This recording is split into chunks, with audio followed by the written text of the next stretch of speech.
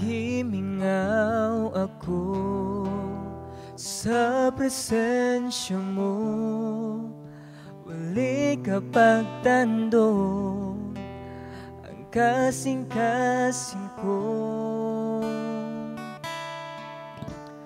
Gimingaw ako sa presensya mo, wali ka pagtando ang kasing-kasing ko. Kay kanimo mabati ko ang tinuod na katagbawan, tinuod na kalipay.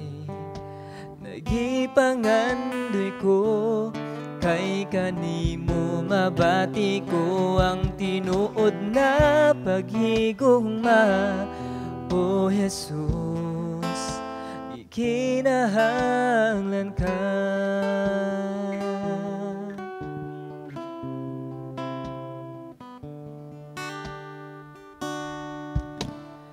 Gimingaw ako sa presensya mo, wali ka pagtando ang kasing-kasing ko. Kay kanimo mabati ko ang tinuod na katagbawan, tinuod na kalipay. Nagipangandoy ko, kay kanimo mabati ko ang tinuod na paghigugma. O Jesus, ikinahanglan ka.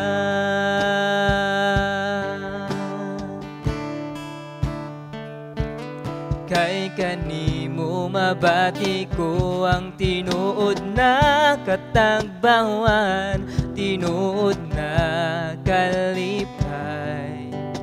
Nagipangandoy ko, kay kanimo mabati ko ang tinuod na paghigugma. O Jesus, di kinahanglan ka.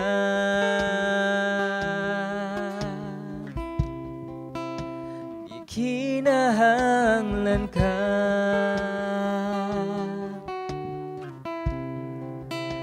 Di kinahanglan ka.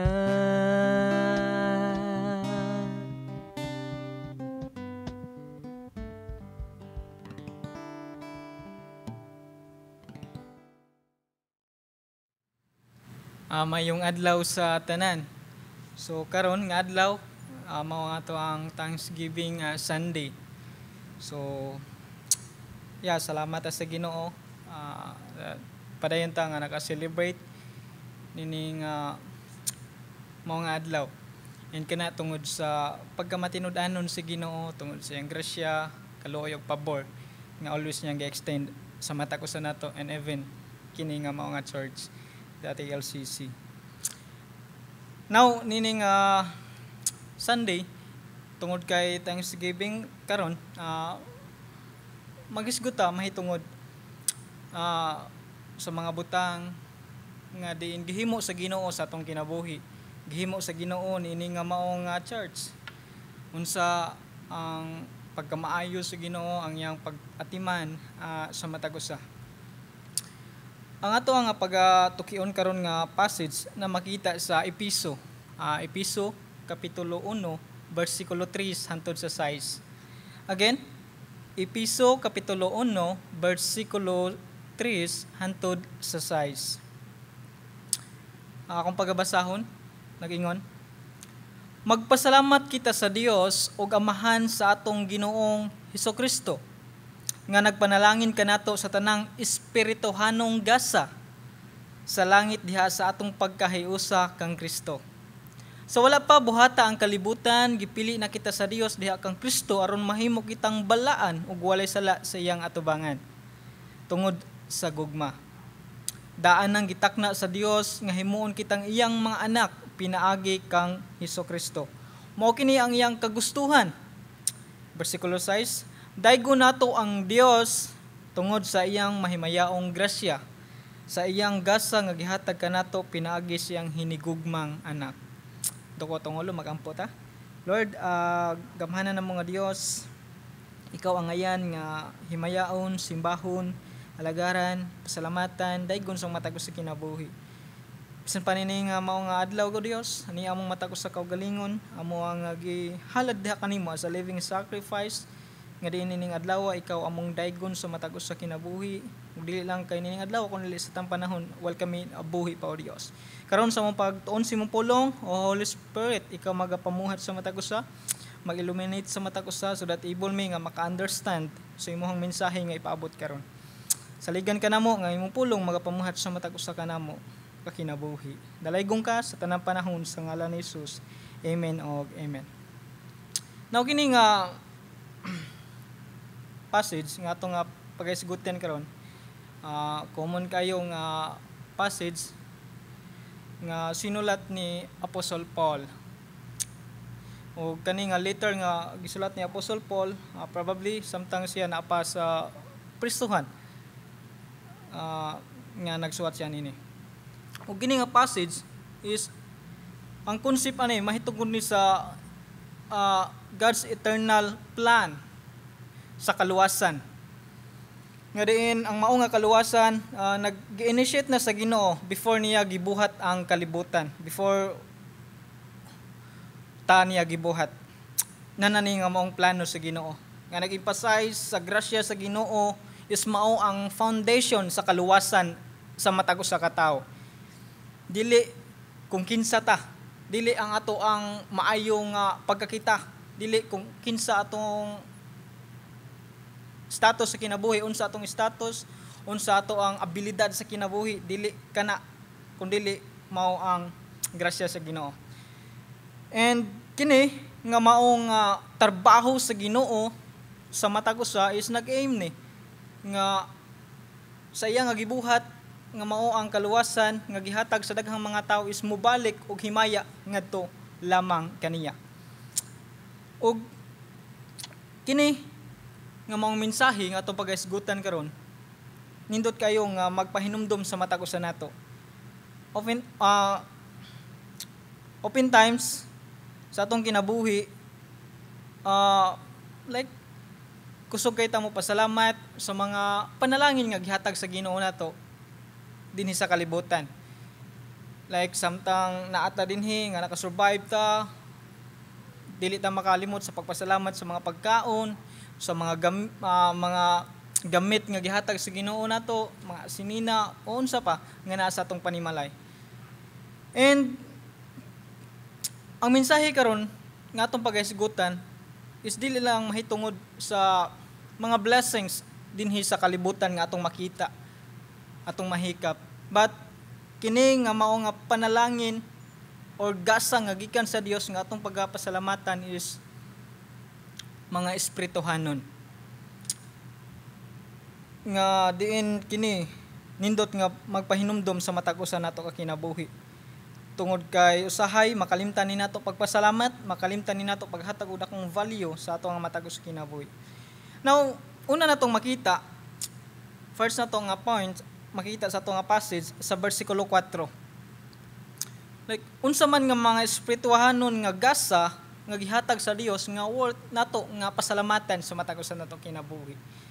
So bersikulo 4, na diha atong makita is siya nagpili nato, He chose us to be holy and blameless.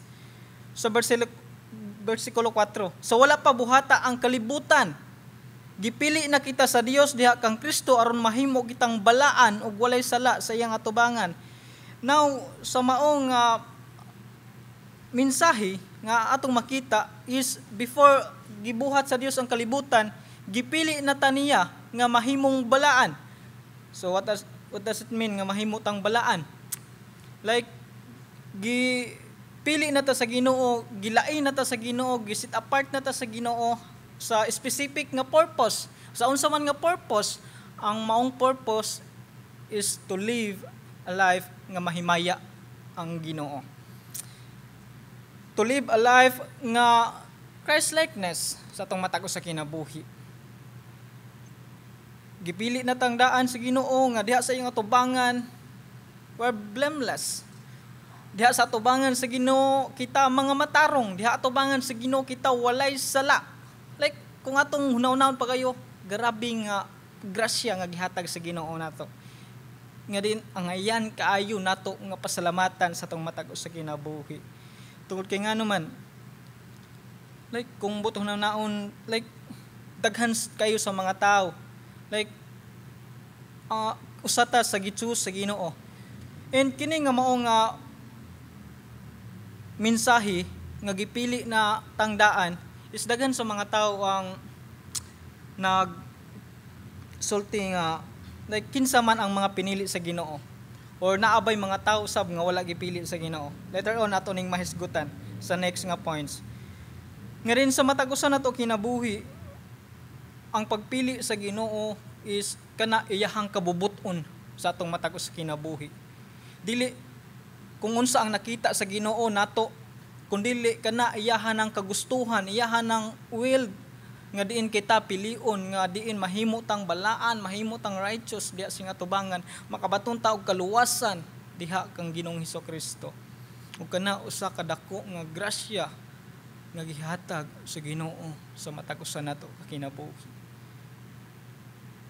Nga dili unta nato makalimtan nga pasalamatan ug kana nga maong grasya sa nga gihatag sa Ginoo nga may kanunay nga mag-inspire nato sa pagkinabuhi nga malipay ang Dios sa pagkinabuhi sa mga butang kung unsa ang sakto, unsa ang kamatuoran pinasikad sa pulong sa Ginoo.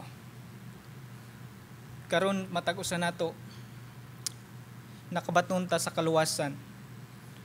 Matag-usa nato karon nakupta nato ang mao nga assurance nga somehow someday makauban nato si Ginoong Hesukristo dito sa gingharian sa langit ug kana tungod niya nakabaton ta og paglaom. Muna ang gipahinumdom ni Apostle Paul sa mga Kristohanon dito sa Ephesus, sa Church of Ephesus, nga ang Dios nagpili ninyo sa pagkinabuhi nga balaan. Ang Dios nagpili ninyo nga kamo mahimong balaan ug walay sala diha sa inyong atubangan. Same goes sa matag-usa nato kinabuhi karon nga dunay relasyon sa Ginoo. Paganindot. Ikaduha natong makita sa bersikulo 5. Ikaduha nga points nato is kining He predestined us for adoption to sonship. Gipili na tangdaan sa Ginoo aron mahimo nga iyahang anak. Wow. Bersikulo 5 atong basahon. Daan ang gitakda sa Dios nga himuon kitang iyang mga anak pinaagi kang Hesukristo. Now, atong makita kining doctrine of predestination is broadening nga topic, controversial ni nga topic, which is daghan sa mga tao ang nag-debate niini nga mao nga doctrine. But ang pulong sa Ginoo kung unsa ang gisulti dinhi ato nga tukion, kaning naang gitawag og adoption ngadto kining word nga adoption or gi-adopt aron mahimong iya anak.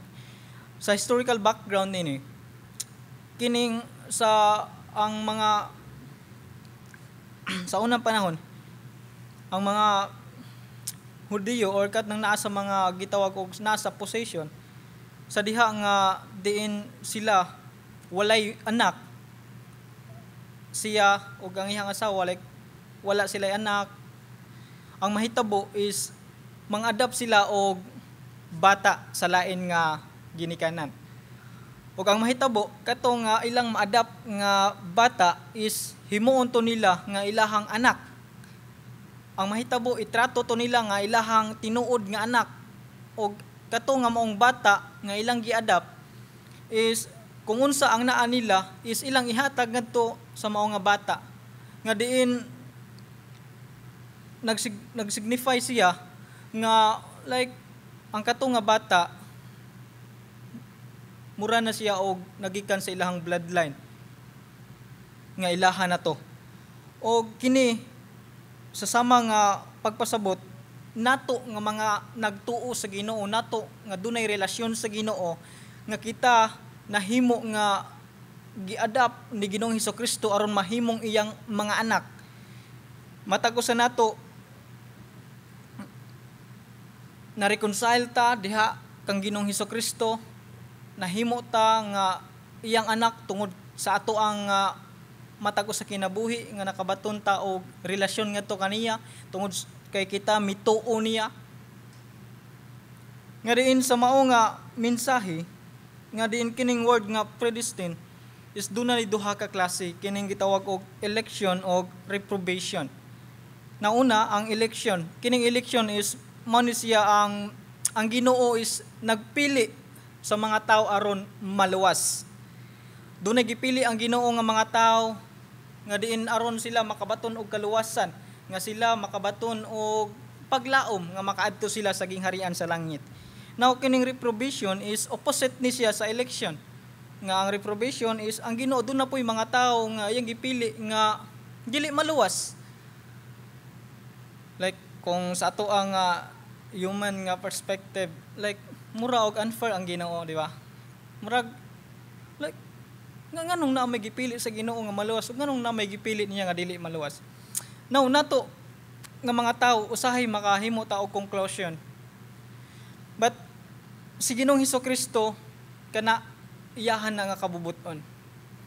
Nganuman ang Ginoo nakabalo na sa matag usa ka tawo. At the same time, nato nga mga tao is gitagaan sa Ginoo og free will. Gitagaan ta sa Ginoo og kagawasan. Like gi-offer niya ang iyahang kaluwasan para sa mga tanan. Og naa nato ang choice sa pagtuo, sa pagdawat sa mao nga gasa nga gihatag sa Ginoo. And now nganong do na may mga tao nga gipili sa Ginoo aron maluwas og naay gipili niya nga dili maluwas. Tungod kay nganuman kabalo na ang Ginoo kung kinsa nga mga tao ang mutuo niya ug kabalo na sab siya kung kinsa ang mga tao nga dili mutuo niya. And now tungod na ana dunay mga tao nga makabaton og kaluwasan ug dunay mga tao nga pagasilutan tungod sa choice sa individual. Tungod kay ang Dios wa naghimo sa tao nga robot nga iyang butan kung unsa ang iyang kagustuhan, kun dili gitagaan niya kagawasan ang matag usa sa pagpili. Kung dawaton ba ang gasa nga iyang gihatag. Ug kana sa matag usa nato nga nadinhi karon, usa ka dako nga pabor nga gihatag sa Ginoo nga matag usa nato nga nadinhi karon nga usa ta sa gipili sa Ginoo aron maluwas, usa ta sa gipili sa Ginoo nga mahimo nga iyang anak. Dili ba na angayan nato nga pasalamatan? Like kung ato ang hunahunahon og ayo i-picture out nato ang maong gibuhat sa Ginoo, like siguro makahilak ta tungod sa gibuhat sa Ginoo. Like kinsa ta, like sa ato ang pagkamakasasala, sa atong pagkadaotan, like imagine nato gunit sa atong pagkabata hangtod sa atong edad karon, like grabe na nga sala nga atong nabuhat. But ang grasya sa Ginoo mas dako pa sa atong mga kapakyasan. Nga enough nga mopasaylo nato. Enough nga mahimo nato nga blameless da sa nga tubangan. Pinaagi kang Ginoong Hesukristo nga mo'y nakita sa atong matag sa kinabuhi nga nahimo ta nga matarong diya sa nga tubangan. Ug kana worth it nga atong pagasimbahon ang buhi nga Dios.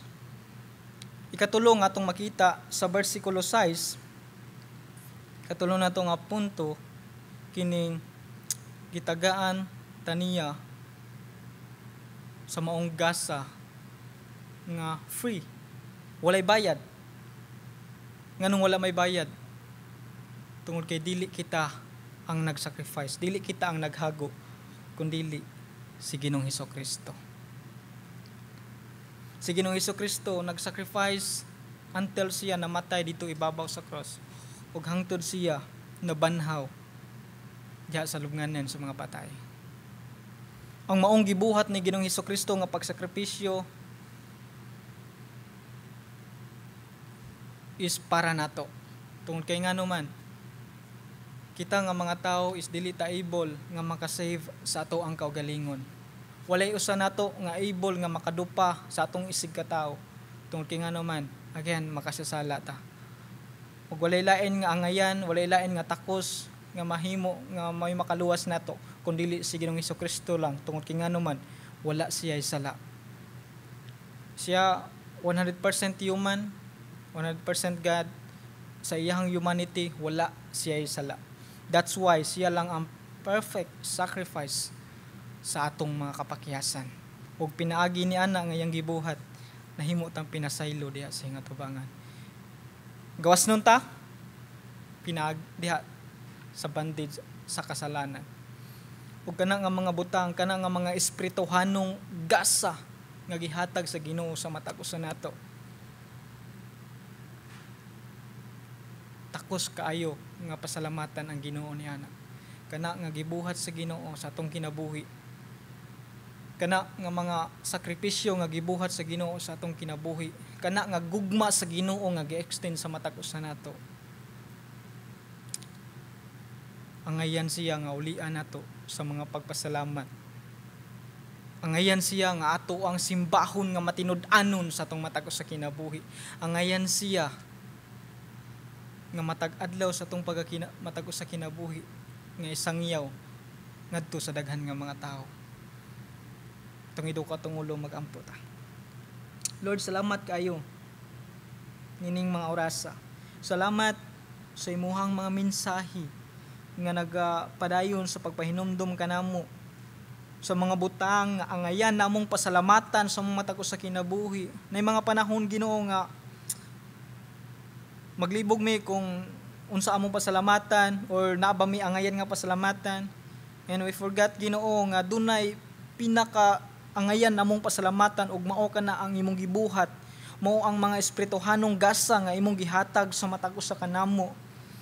Nga din ikaw nagpili kanamo nga mahimo nga balaan, nga din ikaw ang Dios nga naghatag kanamo sa mao nga kaluwasan, nga ikaw ang Dios nga nagsakripisyo in behalf sa amo ang mga kapakiyasan. Lord, matag usa kanamo nga dili na namo makalimtan.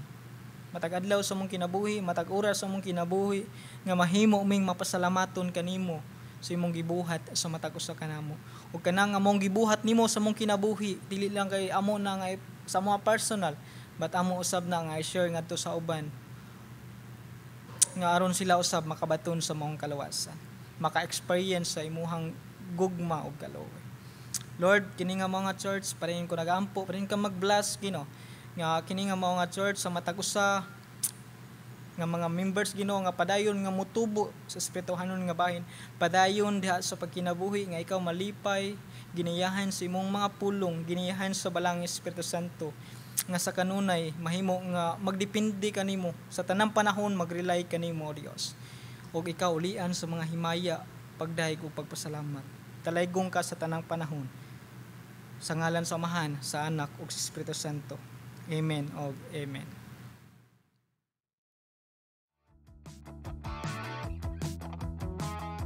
Join our regular Bible study groups on Tuesdays and Sundays, 8 to 9 p.m.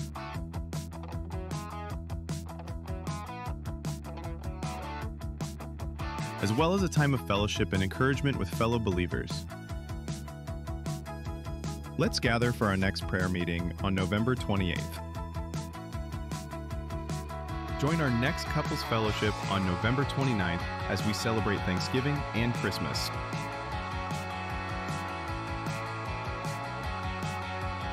Whether you've got a toddler, a grade 4 to 6 adventurer, or a grade 7 to 12 teen, our Sunday school has a spot just for them. Drop in at 10 a.m. to see classes where every age learns, plays, and grows together. Let's honor God by supporting His church. Kindly use the box at the back for tithes and offerings.